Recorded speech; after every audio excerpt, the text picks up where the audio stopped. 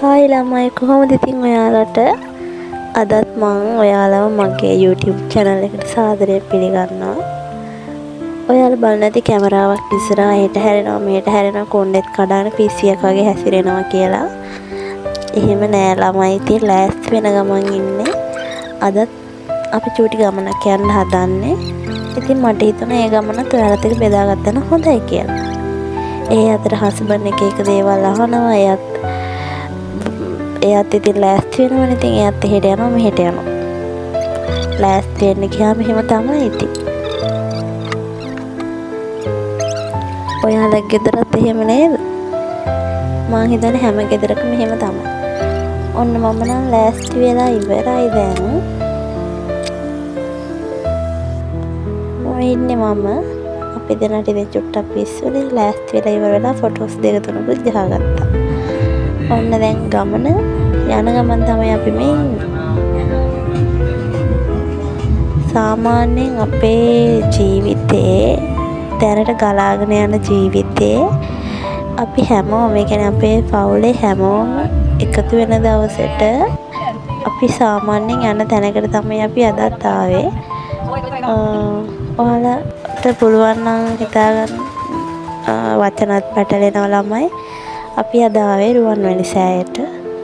සාමාන්‍යයෙන් අපේ පවුලේ 4-5 දෙනා එකතු වුණාම අපි මෙතෙන් අනිවාර්යෙන්ම එනවා. ඒක අපේ පුරුද්දක්. මොකද අපේ හිත නිවෙන තැන තමයි ඒක.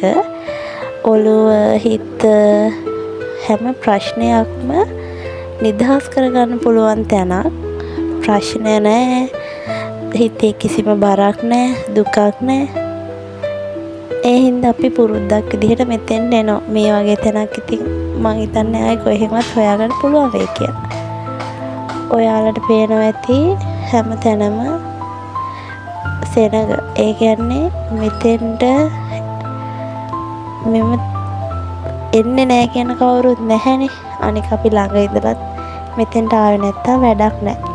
අපි හැමෝම ඉතින් ගාථා කියලා ටිකක් වෙලා අනිවාර්යෙන්ම ඉඳගෙන බලාගෙන ඉන්නවා රුවන්වැලි සෑය දිහා. සෑහෙන්න ගොඩක් වෙලාවක් ඉඳගෙන ඉඳලා අපි දැන් වටේ ඇවිදලා යන්න තමයි ලෑස්ති වෙන්නේ.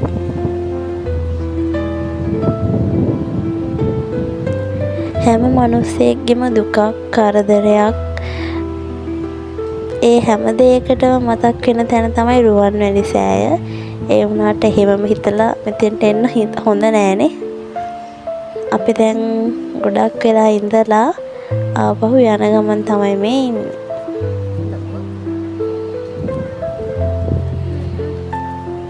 රැයට මෙතෙන්ට එන්නේ ළමයි. ඒ කියන්නේ රැයට මෙතෙන්ට ආවම පුදුම සැනසීමක් දැනෙන්නේ. රුවන්වැලි සෑය ජයශ්‍රී මහ බෝධිය ගාව ඉද්දින් දැනෙන සිසිලසත් හරිම නැව. ඊට පස්සේ කතාවම වීඩියෝස් දික් වුණා. අපි කෑම කන්නවා අපේ සුපිරිදු රෙස්ටුරන්ට් එකට. අපි මේ කෑම එනකන් ෆොටෝස් දෙක තුනක් ගත්තා. මොකද අන්තිමේට මිතුරු වෙන මෙමරි එකක් විදිහට මේ ෆොටෝස් තමයි. සුපුරුදු පරිදි අපි ඉතින් කෑම කන්න යන්නේ.